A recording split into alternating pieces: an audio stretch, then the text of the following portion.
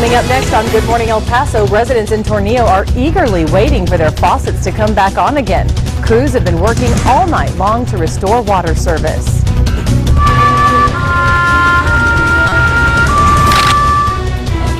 After more than 2 decades since his death, the civil rights icon finally given military honors at his gravesite. A stage collapses at the end of a high school musical, injuring nearly 2 dozen students. One was even listed as critical. We have an update on the condition.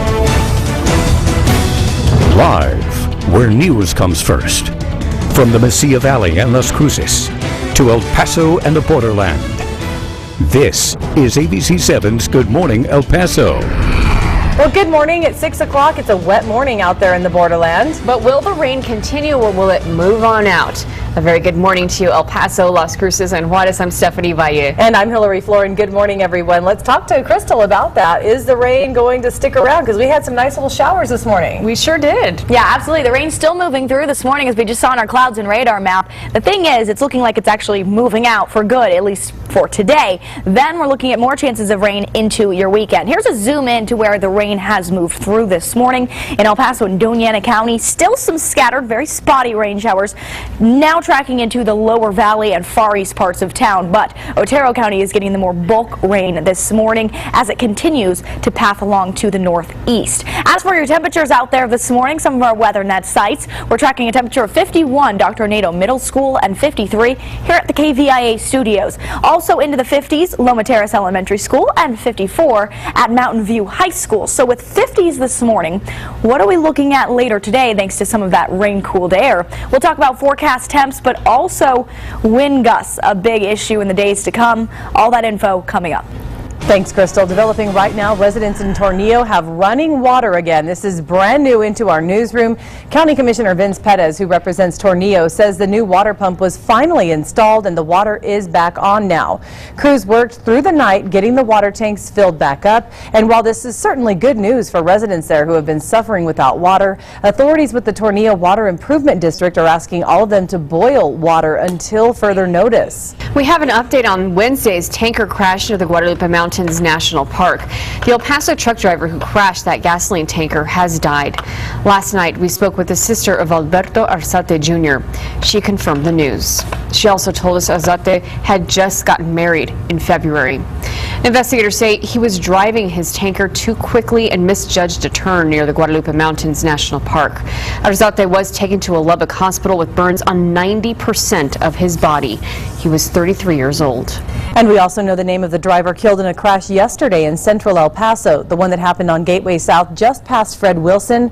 Police tell us 18-year-old Jacqueline Galindo was driving south on US 54 when she lost control and slammed her car into a light pole. She was not wearing her seatbelt. Galindo, the only one in the car, and died at the scene. Investigators are now looking into whether speed or alcohol were factors.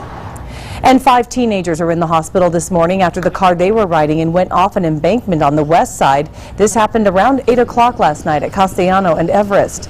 All we're being told is that the 5 were taken to the hospital. One of them is in critical condition. Police say the child who fell into a pool Wednesday night is still in the hospital.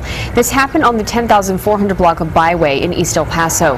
Police are not releasing any more details, only telling us that 1-year-old is still in critical condition. We're also trying to figure out if the pool was fenced in. We'll update you as soon as we get any new information. Nearly 2 dozen high school students get hurt as a stage collapses at the end of a high school musical. Andrew Spencer reports the horrible accident was caught on camera. For many of the parents and classmates attending a high school musical in Indiana, it was a terrifying experience.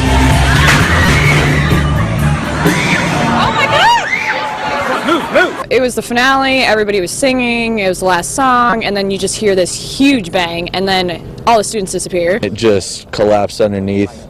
There was splintered wood everywhere. There were mothers crying, dads like standing up, like running up to the stage, make sure their kid was okay.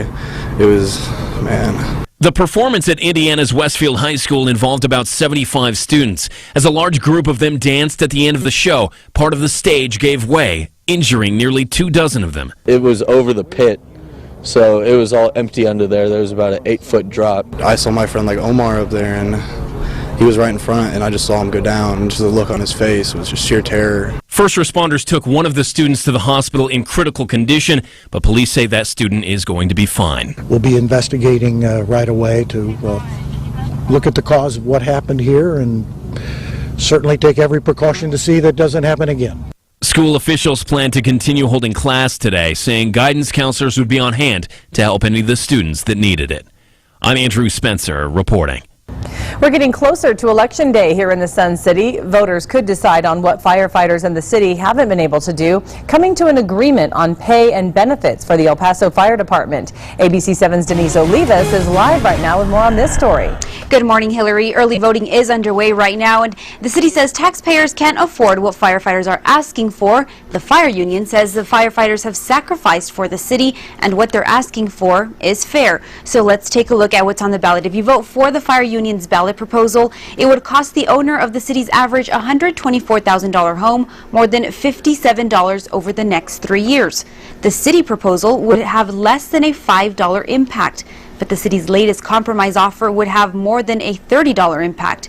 Most firefighters have the Buy Up Family Plan, and the city's new offer would increase their bi-weekly payment from $122 to $290 later this year to $547 by 2018.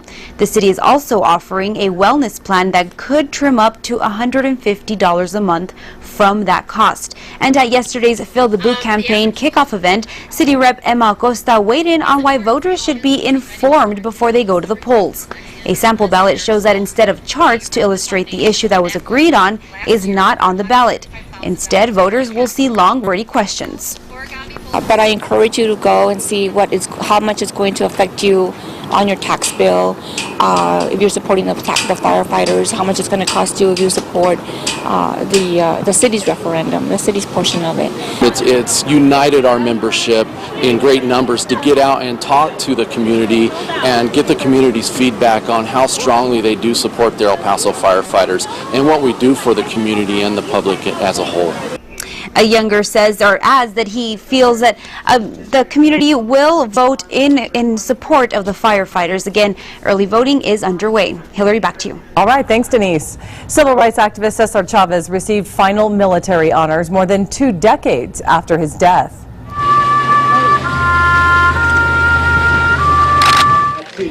Yesterday, an honor guard presented military honors to his family at Chavez's gravesite in Keene, California.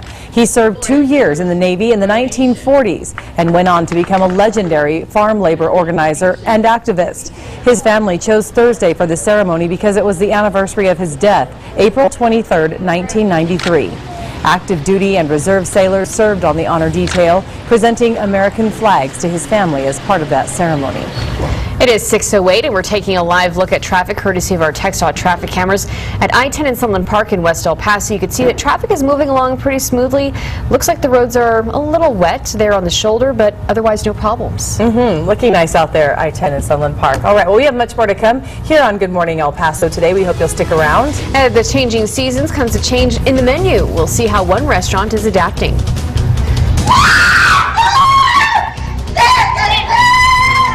Chilling screams there. Later on, new details and more questions in the case of that Mexican girl who was forced out of her school and then taken to the U.S. where a woman claimed to be her mother. Well, now her real mother is speaking out.